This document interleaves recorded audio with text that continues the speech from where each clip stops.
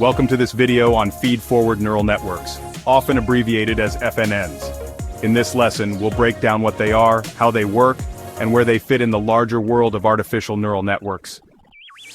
A feedforward neural network is the simplest kind of artificial neural network. As the name suggests, the data in these networks flows in one direction only, from input to output. There are no loops, no feedback connections. It's a straight path, just like water flowing downhill. It all starts at the input layer. This is where the network receives the raw data. It could be anything: pixel values from an image, sensor data, or numerical features from a dataset. Next, the data moves to one or more hidden layers. These layers perform computations, applying weights, adding biases, and passing the result through an activation function. The activation function introduces nonlinearity, which is essential for the network to learn complex patterns. Finally, the information reaches the output layer, which produces the prediction or decision, like identifying whether an image contains a cat or a dog. Let's quickly summarize the key characteristics of feedforward neural networks. Unidirectional flow. Data moves from input to output, never looping back. Layered structure includes input, hidden, and output layers.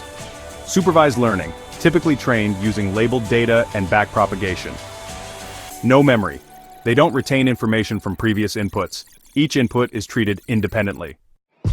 Unlike recurrent neural networks which loop back information for sequential tasks, FNNs are better suited for problems where each input is independent. That's why FNNs are commonly used for tasks like image classification, tabular data analysis, and simple regression problems. Think of it like this: feedforward neural networks are like reading a list, top to bottom, while recurrent neural networks are like remembering each item you read, one after another. During training, the model adjusts its internal parameters using a method called backpropagation, combined with an optimization algorithm like stochastic gradient descent. This process minimizes the error between predicted and actual outputs, helping the model learn the right patterns. Feedforward neural networks are a great starting point for anyone beginning their journey into deep learning. They lay the foundation for understanding more complex architectures like convolutional neural networks for images, recurrent neural networks for sequences, and transformers for language. To recap, feedforward neural networks are simple, powerful, and essential for understanding how machines can learn from data.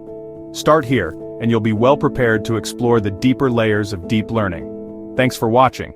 Stay curious and keep learning.